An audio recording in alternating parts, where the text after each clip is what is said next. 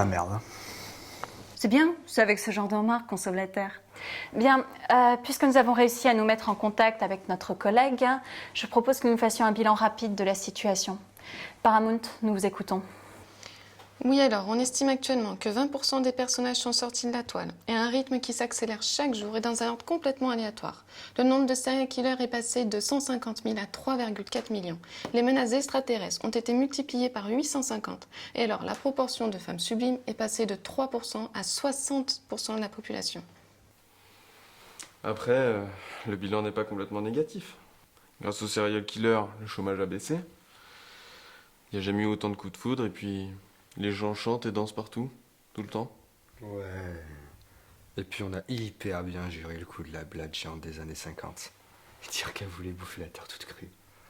Mais elle a promis de se tenir tranquille si on continue à lui livrer 15 tonnes de popcorn par jour. Quelle conne. C'est drôle quand même. Quand Charlot a débarqué, ça a juste fait un clodo de plus. Et avec une série B pourrie que personne n'a jamais vue, on se retrouve avec une blague géante qui veut bouffer la terre pour 104 heures.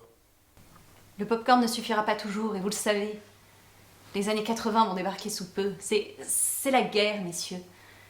Que donnent les opérations sur le terrain ? Bon, en fait, les héros sur lesquels on comptait servent pas à grand chose, puisque Superman fait une crise d'apoplexie à chaque fois qu'il voit un saphir. Jason Bourne, est cobaye dans un centre de recherche contre l'Alzheimer. Puis le Rambo. Il est tout le temps en dépression parce que il a pas assez de munitions, ou alors c'était pas ma guerre.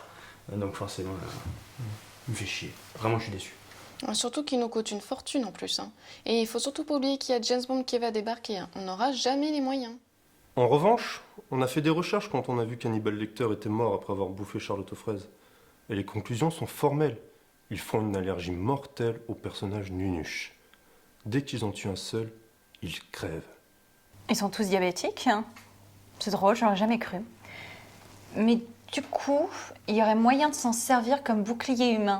Oui, mais on est en pénurie de personnages gentils là. Et avec Bollywood qui rappliquera pas avant une semaine, ils ont décidé de fêter les mariages de chaque comédie musicale.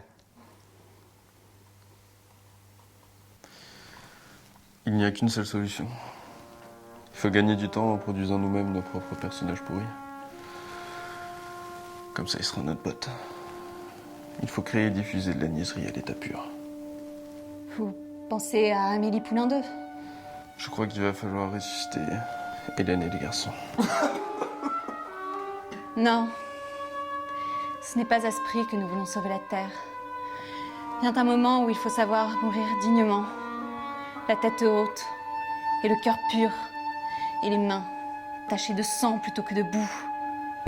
Oui, enfin en même temps, les élections, c'est la semaine prochaine. Du coup, d'après mes tout premiers sondages d'internautes, il y a 96% d'opinions favorables et on pourrait tous se faire réélire avec un minimum de 56%. Bon bah faites, hein.